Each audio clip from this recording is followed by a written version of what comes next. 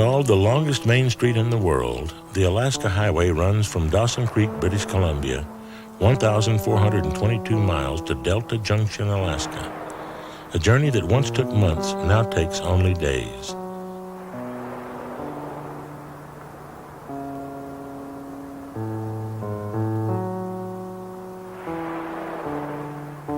Yet, even today, 50 years after it was first opened, travelers driving this road still find a sense of adventure. As a person drives north, there's a feeling of excitement at venturing along the same trail that trappers and gold seekers used over 100 years ago, heading for Dawson Creek, Whitehorse, and Fairbanks.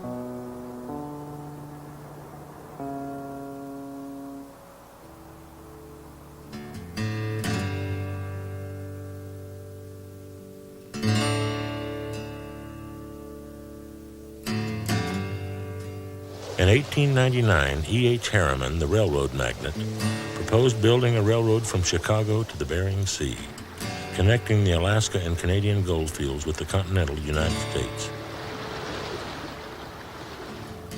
When the claims played out, the gold seekers left, and the idea of building a railroad became just another memory of the gold rush.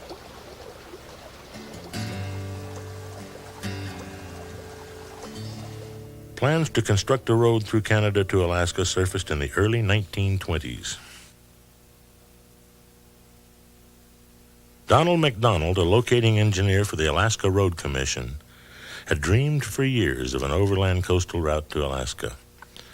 It would run north from Seattle across British Columbia through the Yukon Territory to Fairbanks.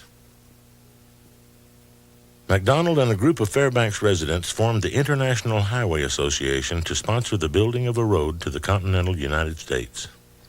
Citizens of Canada and the United States lobbied for years to begin construction, but political, territorial, and economic factors kept the great project stalled.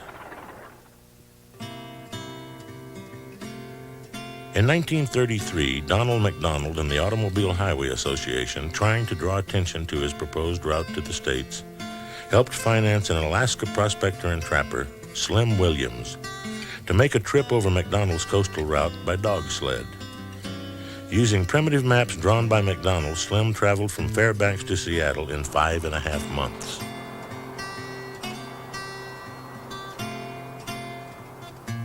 In Seattle, Slim replaced his sled runners with wheels and outfitted his dog team with leather moccasins. He then headed east, mushing 2,000 miles to the 1933 Chicago World's Fair. Slim was a big attraction at the fair. People from across the country came to see the man who had mushed a dog team from Alaska to Chicago. After the fair closed for the season, Slim mushed on to Washington, D.C. to tell Alaska's representative to Congress, Anthony Diamond, about the possibilities of a road between Alaska and the United States. Slim was invited to the White House to brief President Roosevelt on the proposed road. Years later, Mrs. Roosevelt would remember Slim as the most vocal Alaska advocate for the International Highway.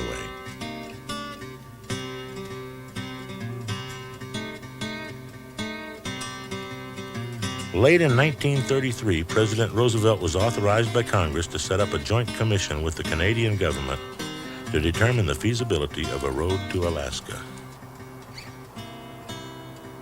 After many meetings, the commission determined a highway was feasible from an engineering viewpoint, but expressed concern of its practical usefulness. Representative Diamond, again voicing a need for the road, introduced a bill in Congress for a highway, but could not find any support. As the years passed, pressure continued for a highway in the Northwest, prompting President Roosevelt in 1938 to appoint the Alaska International Highway Commission to make yet another study. This new commission also submitted a favorable report and even undertook a survey of several possible routes. The commission would end up suggesting 3 routes: Donald MacDonald's coastal route, Route A, starting in Prince George, going north to Hazelton and Telegraph Creek, crossing the Yukon by way of Whitehorse, and reaching Fairbanks by the Tanana Valley. Route B, which also started in Prince George, followed the Rocky Mountain Trench up the Parsnip and Finlay Rivers to Finlay Forks and Sighton Pass. Then turned north to Dawson City, down the Yukon, then connecting to Fairbanks. But once again, plans for the highway were tabled due to high construction costs and the uncertainty of what effect the intrusion of the United States government into northern Canada would have on the territories.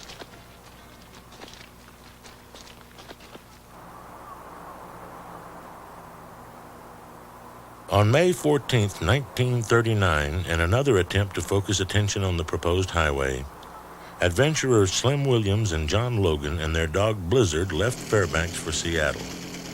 They traveled by motorcycle over the coastal route that McDonald had advocated for years, and the same route Williams had used to mush his dog team out in 1933.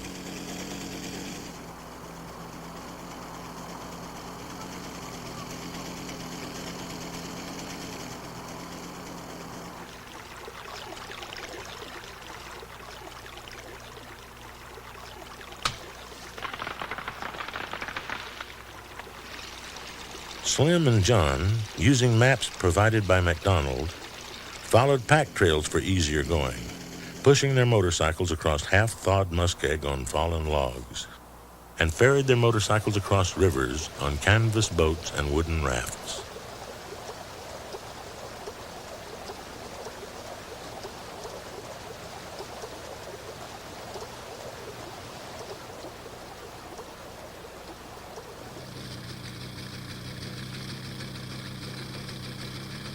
Blazing their own trail part of the way, the two traveled 2,300 miles in 6.5 months. Slim said he and John never missed a meal, just got several days behind sometimes.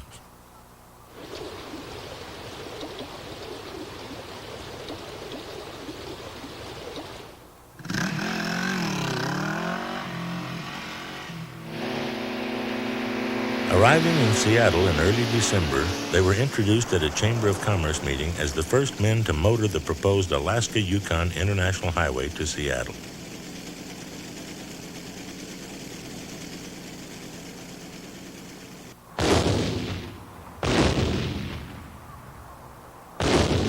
Early in 1939, with the rumble of war sounding in Europe, a string of air bases extending from Edmonton, Alberta to Fairbanks, Alaska was proposed. The Canadian Department of Transport wanted to develop the bases to move people and supplies to Western Canada and Alaska. Hitler's invasion of Europe and the fall of France in 1940 alarmed the governments of Canada and the USA. The defense of Canada and Alaska became an issue of paramount importance. The go-ahead was given for construction of more than 20 airfields and emergency landing strips that would become the Northwest staging route.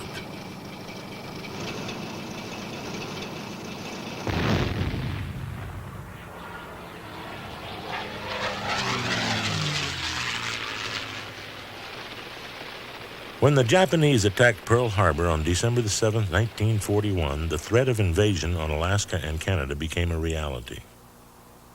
There was no certainty that the shipping lanes to Alaska could be kept open. Both the U.S. and Canada realized the military need for an overland supply line secure from enemy attack. In the interest of their mutual defense, the two countries finally agreed to build a highway across Canada.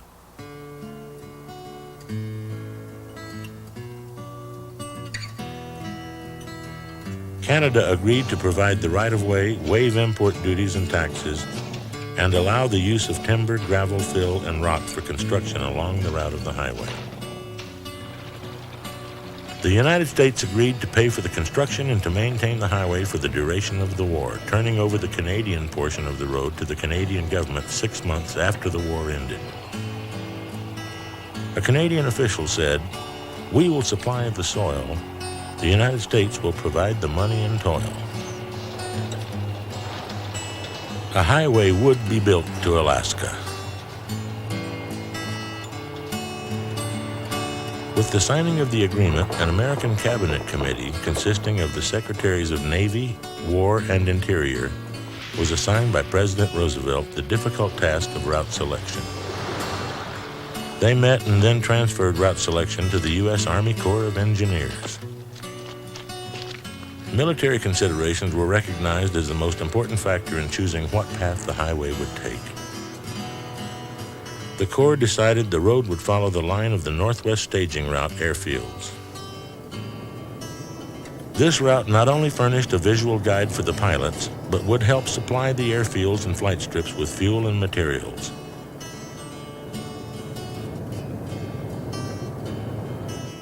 The Corps requested permission from Canada to conduct a survey and construct a pioneer road. Plans called for a rough working road, which would be, in part, the site of a permanent road. Work would begin at Dawson Creek, British Columbia, and extend northwestward to Big Delta, Alaska, just 98 miles east of Fairbanks. U.S. Army Corps of Engineer troops would survey and construct a rough military road usable by all-terrain vehicles that would connect the airfields. Civilian contractors, directed by the U.S. Public Roads Administration, would then utilize the Pioneer Road in the location and construction of a permanent road.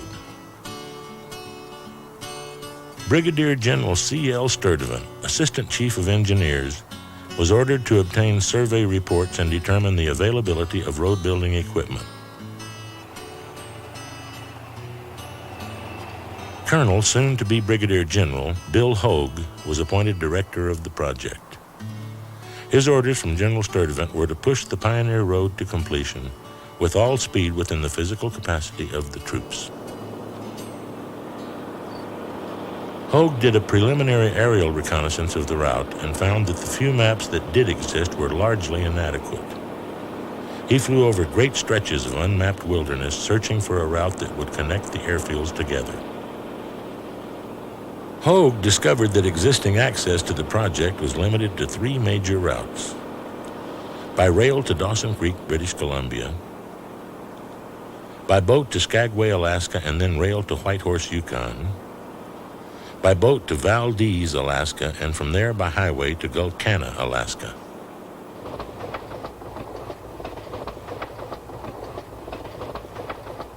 Little did the towns realize the impact the construction of the road would soon have on their communities. Speed was of the essence. Top priority was given to cutting a passable trail through the short working season. The northern climate dictated a construction period of 6 months or less. Hogue had to move men, heavy equipment, and supplies across the Peace River to Fort Nelson. This task had to be accomplished while the river ice could still support heavy traffic. The spring thaw would make the winter road out of Dawson Creek a sloppy mire that could swallow both man and machine. Orders went out, and men and equipment of the 18th and 35th Combat Regiments began moving north. They came from all over, men and boys, officers and enlisted, black and white, from Iowa, Georgia, South Dakota, New York, California, and Florida, heading north by air, boat, and rail, most of them not knowing their final destination.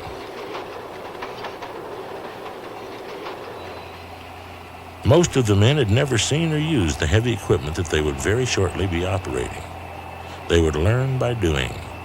Soldiers from New York, Atlanta, Chicago, and Los Angeles soon would become skilled woodsmen with their axes.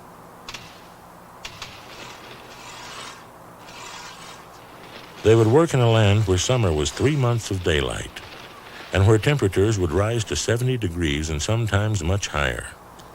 In winter, there were months of darkness and prolonged periods of sub-zero weather, when temperatures sometimes dropped lower than 50 below zero.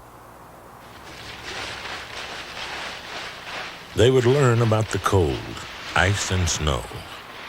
They would also learn to live in an environment that offered continuous daylight, to have mud or dust mixed in with every meal, and to sleep with flies and mosquitoes that were always on the attack. Some would grow to hate the country. Some would love it.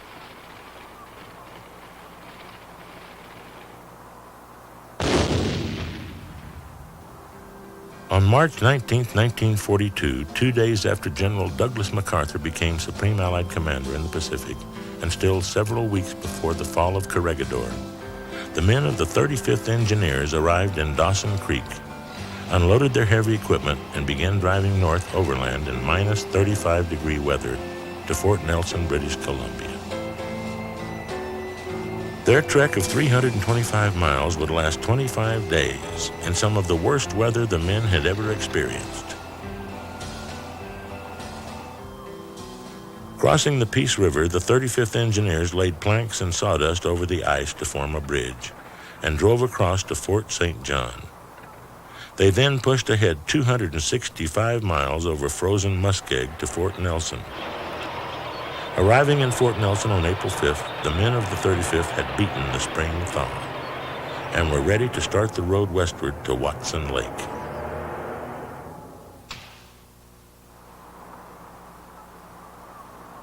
At the same time the Alaska Highway was beginning, plans for a second major building effort in northwest Canada were being finalized in Washington and Ottawa. The Canadian Oil Pipeline Project, CANOL, called for construction of an oil pipeline and road running 577 miles from Norman Wells, Northwest Territory, southwest across the Mackenzie Mountain Range, to connect with a refinery being constructed in Whitehorse.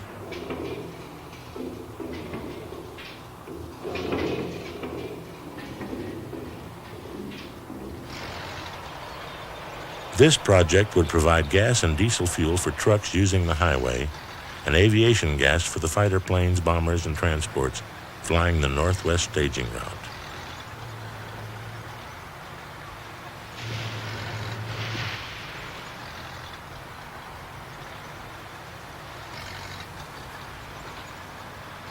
The oil pipeline would take 2 years to build and employ the labor of over 14,000 engineers and civilians.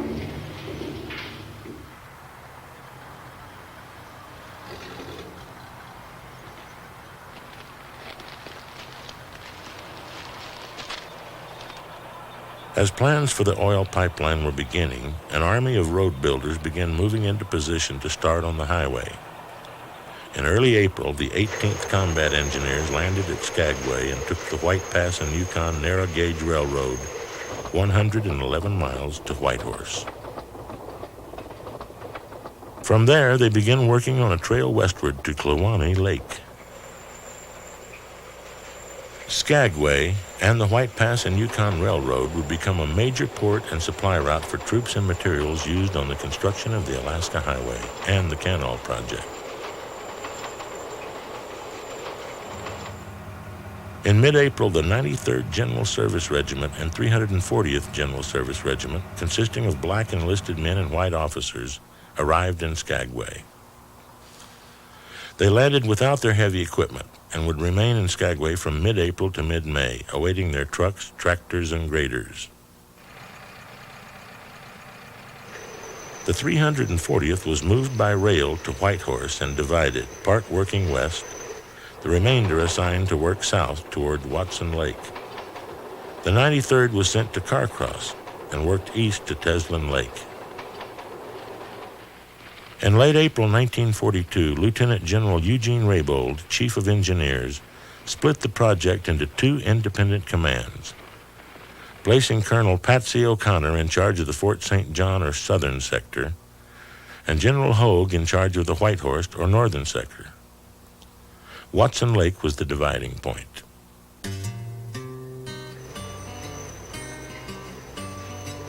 The 95th and 341st General Service Regiments unloaded in Dawson Creek and were sent to Fort St. John to build the road north to Fort Nelson.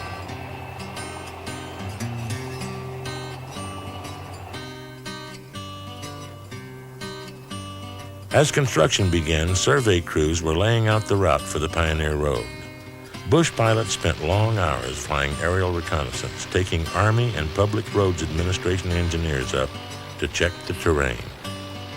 Possible routes were photographed to find the best location for the new road. Aerial surveys were followed by ground reconnaissance on foot with pack horse and dog sled.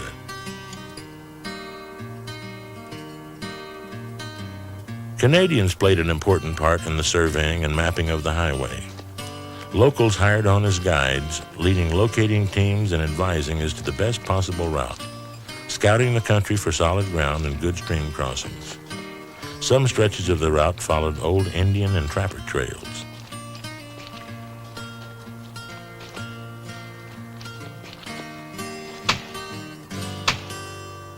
The primary road was cut with axes and bulldozers through forests of spruce, jack pine, and aspen trees.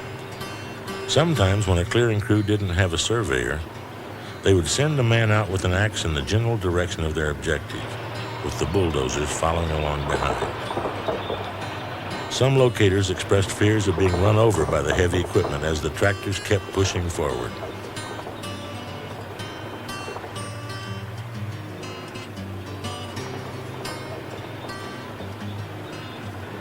While the road was being built, one soldier was asked what he thought about this part of the world. He said, "This country ain't nothing but miles and miles of nothing but miles and miles."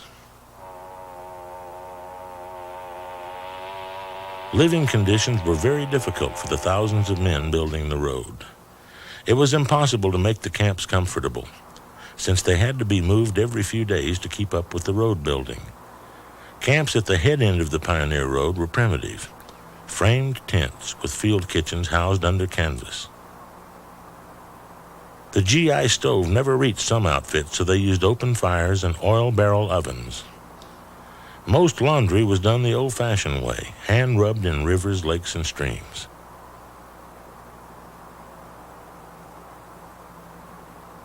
The 97th General Service Regiment landed at Valdez in mid-May and began working out of Salina in mid-June, northeastward towards the Tanana River.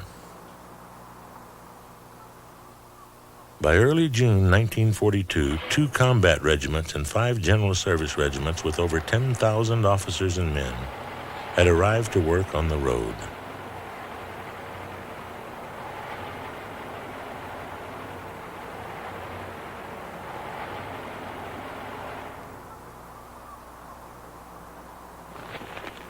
The Japanese attack on Dutch Harbor and the seizure of Attu and Kiska Islands in the western Aleutians made construction of the road even more urgent. The fight for Alaska had begun.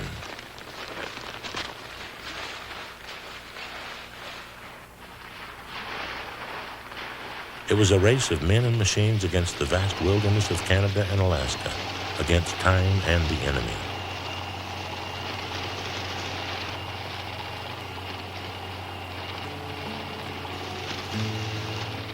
As the Army was issuing marching orders and moving troops into place, the Public Roads Administration, the PRA, started gathering engineers and support personnel from district offices across the United States.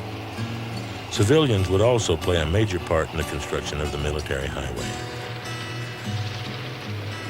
The PRA would act as overseer on the project, contracting with and supervising the civilians working to widen and straighten the Pioneer Road, or to relocate the road on a new alignment to be established by Public Roads Administration engineers.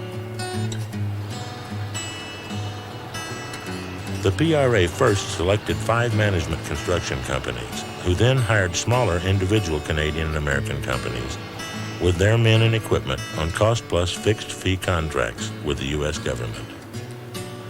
The highway was divided into portions for various contractors, depending on their size and skills. A call went out for shovel operators, cat skinners, welders, pile drivers, laborers, and cooks. The contractors were hiring men and gathering trucks, tools, and other equipment and materials needed to build the permanent all-weather road. Working conditions were severe. Warning signs were posted in the contractors' recruiting offices, giving the men some idea of what they would be up against.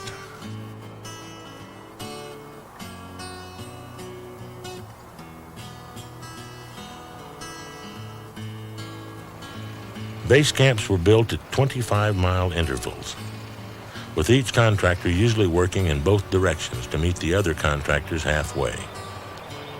By May of 1942, the PRA had hired 54 construction companies, including 13 Canadian firms engaging over 6,000 civilians to help build the road.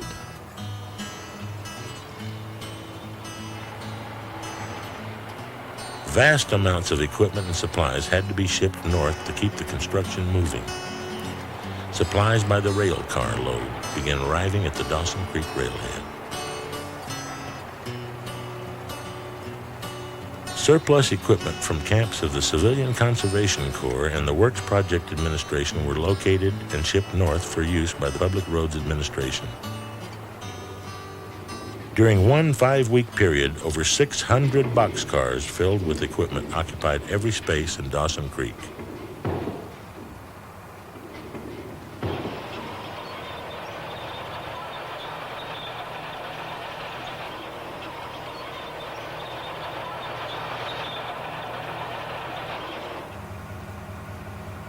The big question during the late summer and fall of 1942 was whether the road could be pushed through before winter halted all operations.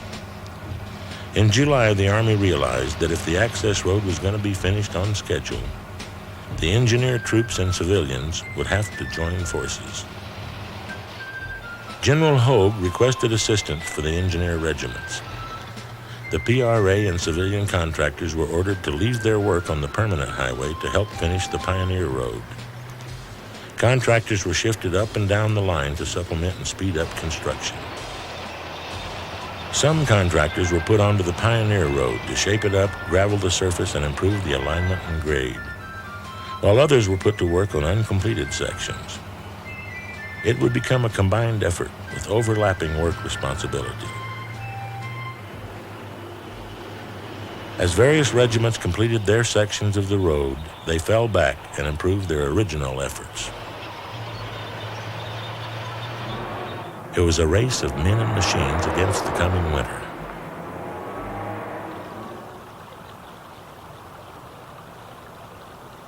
The many streams and rivers along the route posed major problems in the construction of the road.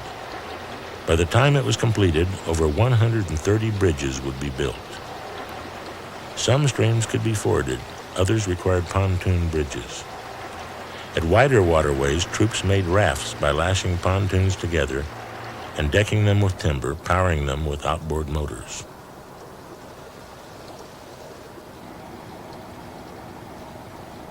The 74th Light Pontoon Company hauled men and supplies across the Peace River at Fort St. John on the tug Alcan. Tugs and barges also moved men and supplies back and forth on the Teslin River and on Teslin and Tagish Lakes.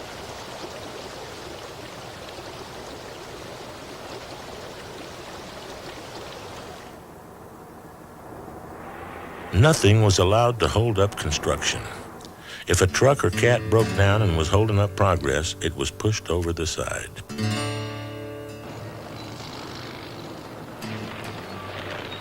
Build the road was the motto.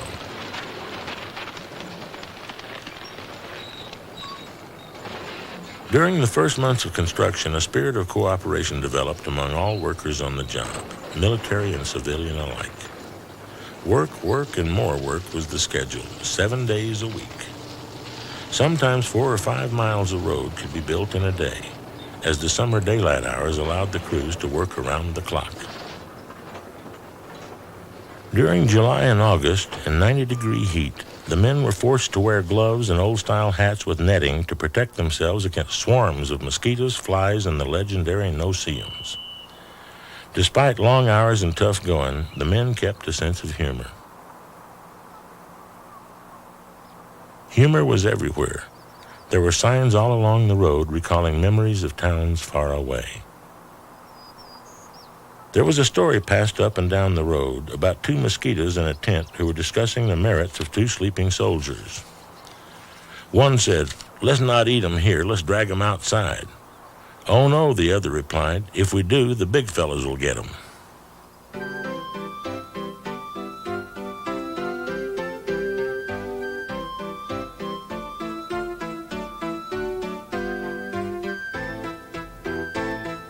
Sergeant Harold Hubbard's cartoons of Army life brought smiles and laughter to the men.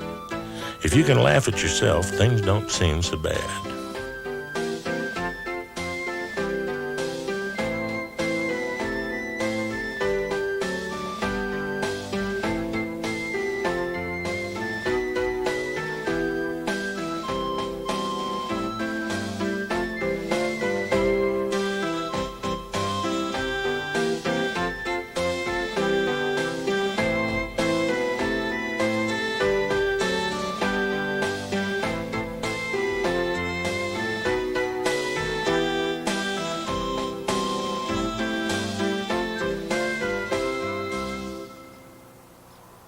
Entertainment took various forms, including cribbage, poker, horseshoes, baseball, photography, and watching the numerous bears that became attached to the garbage dumps.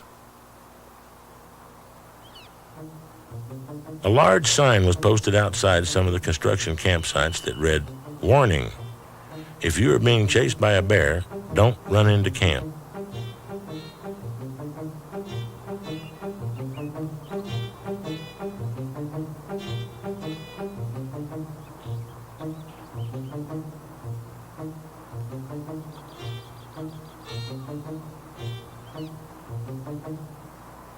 Men adopted pets such as huskies, squirrels, and bear cubs.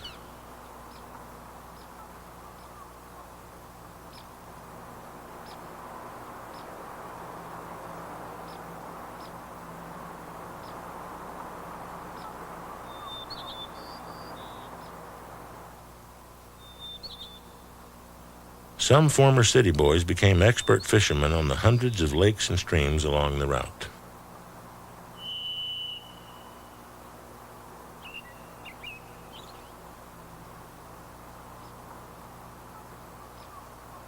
The men working on the highway dubbed the road the Oil Can Highway because of the hundreds of empty gas and diesel fuel drums scattered along the road. A lack of spare parts and the difficulty in making repairs were problems faced by both the Army and the civilian contractors. Due to the great shortage of spare parts, it was necessary to cannibalize some machines in order to keep others serviceable. Repair shops on wheels kept equipment in service.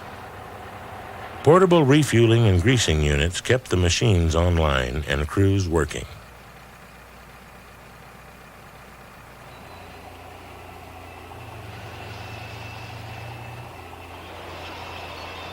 On September 24th, bulldozers of the 340th Regiment, cutting a trail south from Whitehorse, and bulldozers of the 35th Regiment, heading north, met at Contact Creek, about 50 miles east of Watson Lake, closing the road on the southern sector.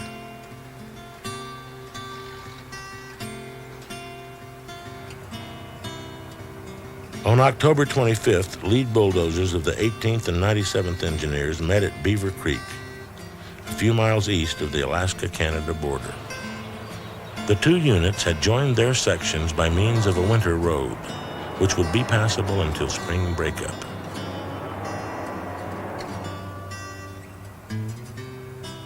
The Alaska Highway was officially dedicated at Soldiers Summit, overlooking Kluane Lake, on November 20th, 1942.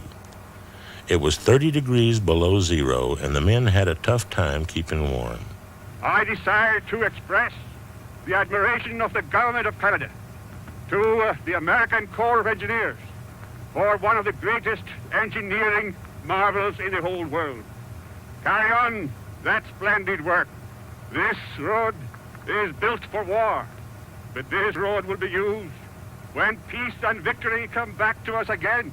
This road will again be used for the great purposes of reconstruction and of peace.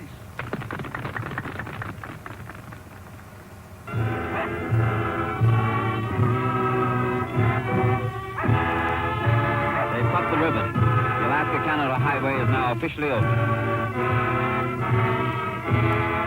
8 months after construction began, the Honorable Ian McKenzie of Canada and E.L. Bartlett, acting governor of Alaska, cut the ribbon and trucks moved northward over the 1,600-mile highway. The objective of getting a road into Alaska that winter had been achieved, but the highway had exacted its toll of human life.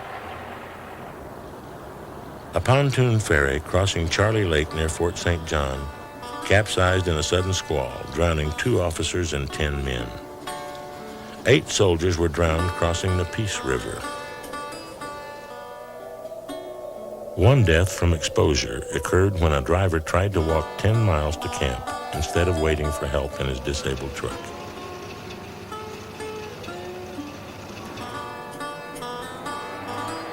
Workers lost their lives when trucks and jeeps overturned on muddy inclines.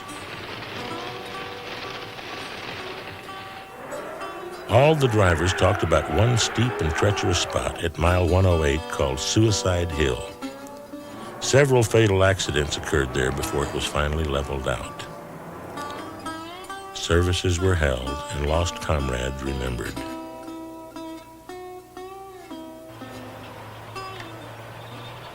Work continued on into the winter under extreme weather conditions. Temperatures reached 72 degrees below zero on the northern sector. At sub-zero temperatures, diesel fuel solidified and gasoline lines froze.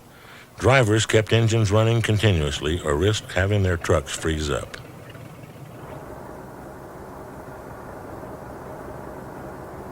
Throughout the winter, convoys used the road to carry supplies to the camps and the airports. Sometimes punishment becomes a pleasure. For a time, any driver who slid off the road got 5 days KP. Since most of the truck cabs weren't heated, a lot of drivers started sliding into the ditch just to spend time in a warm mess hall. A new order was issued stating that the first order of business was for the driver to get his truck out of the ditch. Maybe then he would be allowed the honor of KP. Many trucks and tractors dropped through the ice, becoming trapped by the freezing water. They were left as a ghostly memory of what happens when you break down.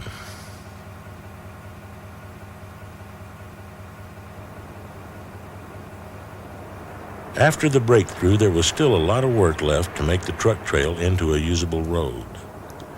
During the winter of 1942, the Army lowered design standards for the permanent highway, directing the Public Roads Administration to follow the early truck trail as much as possible in order to expedite completion of the year-round all-weather road.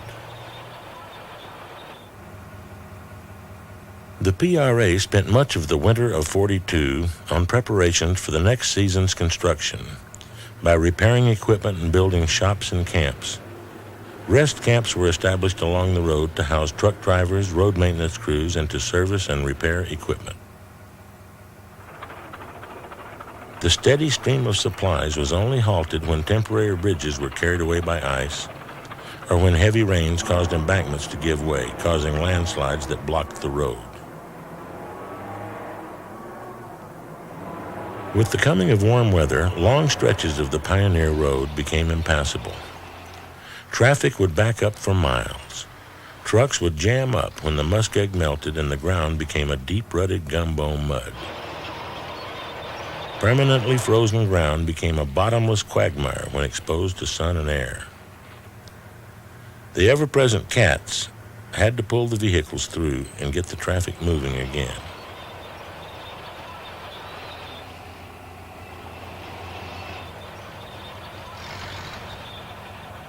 Logs often had to be placed in a corrugated fashion to form a foundation for the trucks to drive over.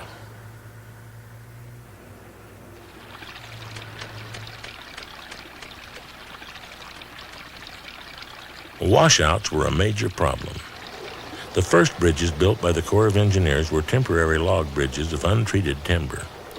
Heavy rains on July 9th and 10th, 1943, destroyed 24 bridges and closed the Fort Nelson section of the road for 40 days.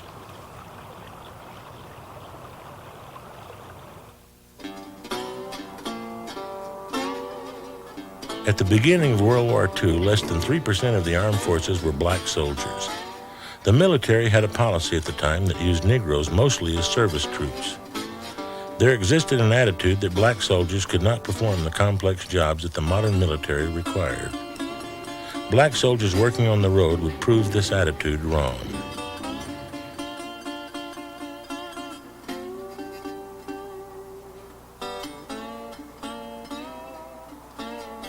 Of the more than 10,000 troops working on the highway, 3,600 were black. The 3 black regiments served with distinction, receiving meritorious unit commendations. They built not only the highway, but acceptance for all blacks in the military.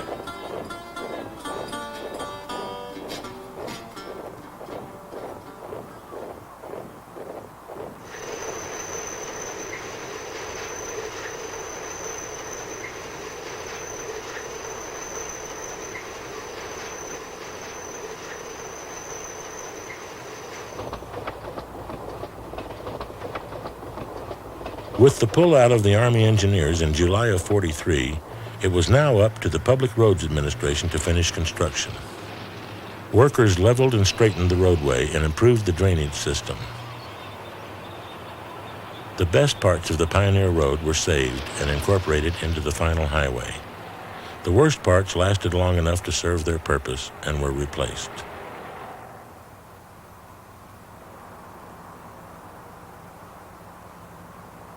At the peak of operations, 81 contractors had 14,000 men working on the highway from Dawson Creek to Big Delta.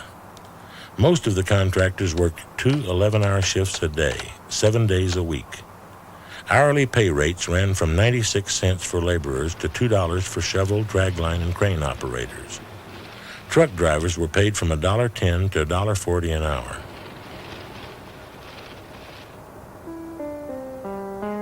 Women played an important support role in the building of the highway. They worked as cooks, clerks, secretaries, nurses, and some even drove trucks. Wherever they went along the road, they brought smiles and memories of home to the men.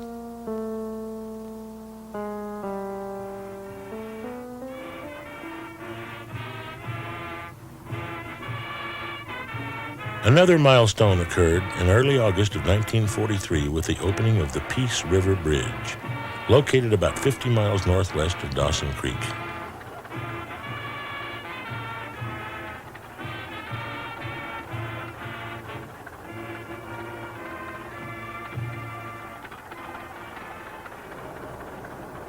Reconstruction of the Pioneer Road to a permanent all-weather road was completed October 13, 1943, with the reopening of a 40-mile section near the Alaska-Yukon border by the Utah Construction Company.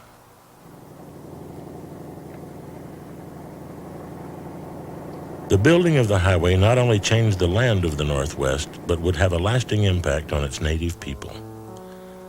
The military and civilian workers brought different lifestyles and values to the area. The soldiers and civilians unknowingly brought sickness. The Yukon Indians had no immunities to diseases like German measles, mumps, and influenza. Serious epidemics caused many deaths in villages along the new road. The road also brought education, easier travel between villages, and made health care more accessible to the people of the Northwest.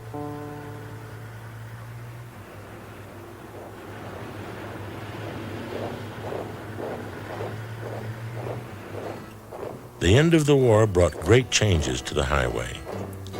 In compliance with the agreement signed in 1942, the United States was to turn over the Canadian portion of the road 6 months after the war ended.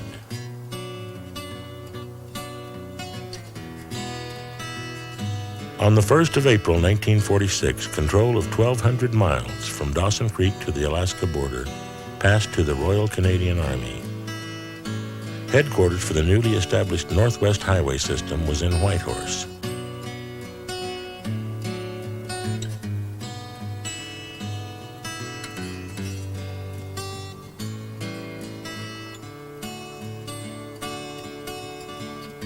The new Northwest Highway System was primarily a military route. The Canadian Army was assigned the task of maintaining the highway. Rough spots, washouts, and dust everywhere continued being major barriers in keeping the highway open. When the Canadians took over the road, they knew that they were committed to endless repairs and revisions, and would have to replace many of the earlier wooden bridges and culverts.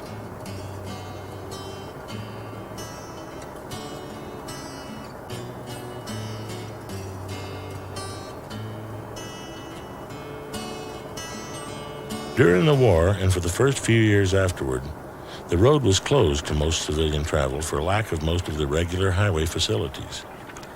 The only way a civilian was allowed on this military highway was by permit.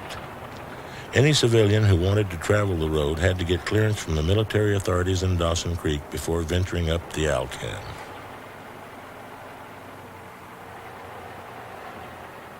The Alaska Highway lies along some of the most beautiful yet forbidding country in the world. There were few gas stations, motels, or roadside cafes. people who did travel the road traveled through the kindness of those who lived along the way.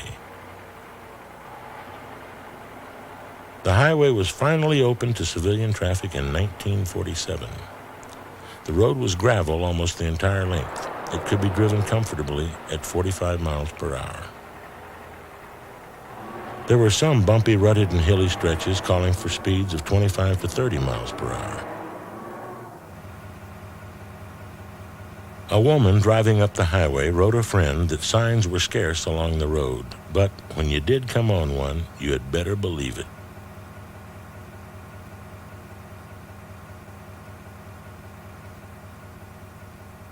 In 1949, William Wallace, seeing there was a need for civilians using the Alaska Highway to know what services were available, published The Milepost.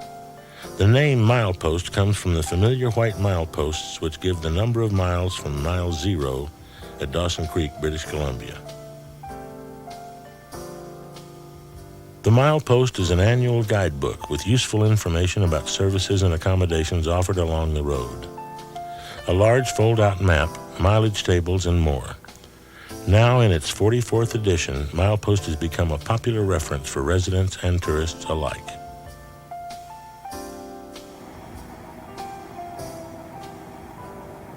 By early 1950, the highway had emerged as an important commercial supply line. Highway traffic continued to increase with the flow of goods and materials moving north into the Yukon and Alaska. An old trucker was heard to say, "I get a new thrill out of every mile of this old highway, every trip I make."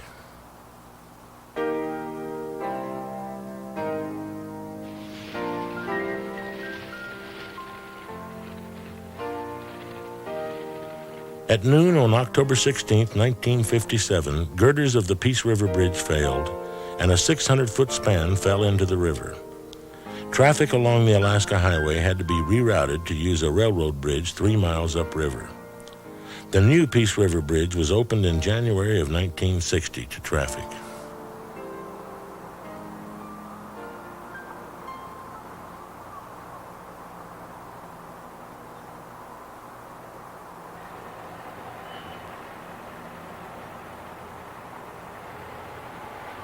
On April 1, 1964, nearly 22 years after opening the Pioneer Road, the Department of National Defense transferred responsibility for the highway to Public Works of Canada. Civilian traffic had greatly increased between 1946 and 1964. With increased traffic came demands for reconstruction and paving.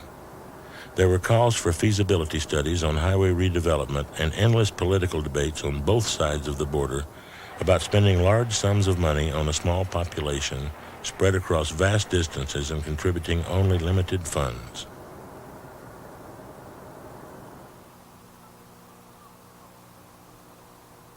In 1967, local leaders in Whitehorse sponsored a 25-year Alaska Highway anniversary celebration. Speakers called for paving the highway, arguing that a paved road would increase tourist travel, improve the flow of freight, and be an overall benefit to the people of the North. Public criticism escalated as the increasing number of trucks and campers accelerated deterioration of the highway.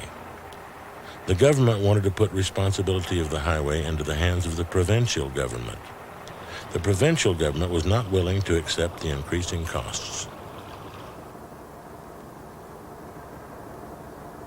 By the late 1960s, some sections of the road were paved, some sections had a good gravel surface, while some sections were still dusty and substandard. Broken windshields and headlights were common, and in dry weather, dust clouds reduced visibility. Construction of the Trans-Alaska Oil Pipeline and the proposed construction of a gas pipeline parallel to the Alaska Highway would bring an increased number of cars and trucks traveling the outdated road.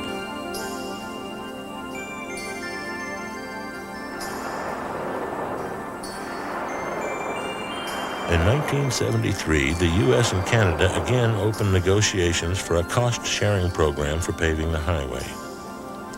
In 1978, the U.S. and Canadian governments agreed to the upgrading and paving of the Canada section of the Haines Road to Haines Junction and from there to the Alaska-Yukon border.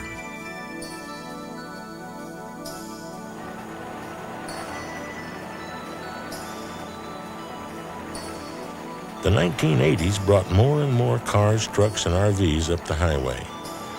Annually, more than 100,000 people were using the Alaska Highway for business and tourist travel.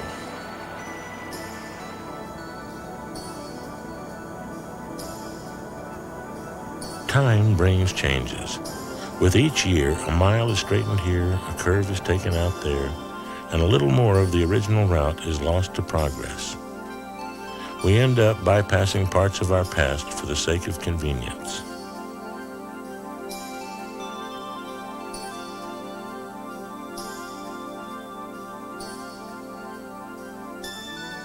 The 50th anniversary of the building of the Alaska Highway will celebrate the joint effort of the United States and Canada in the construction of the road. Communities along the highway have planned a year-long calendar of international and local events called Alaska Highway Rendezvous 92.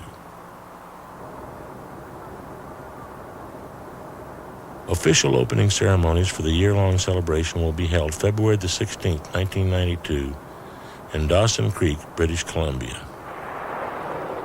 5 international air shows will take place along the road, concluding with the rededication of the Northwest Staging Route on July 11th at Ladd Field in Fairbanks.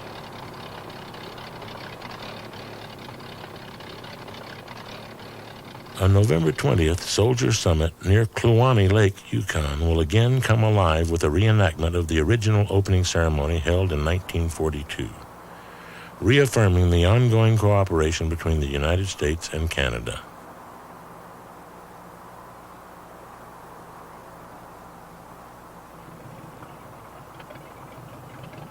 Throughout 1992, communities have scheduled festivities along the length of the Alaska Highway, as the people of the Northwest join together to celebrate the highway's 50th anniversary. Today, the Alcan is 1,422 miles in length, from Dawson Creek, BC to Delta Junction, Alaska. The Canadian portion of the route measures 1,200 miles from Dawson Creek to the Alaska-Yukon border.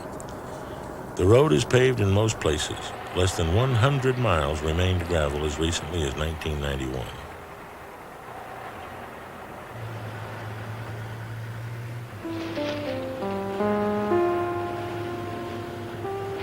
It has been called one of the most remarkable construction feats in history, built by thousands of soldiers and civilians, American and Canadian. Built as a result of the military need to connect the continental United States with Alaska.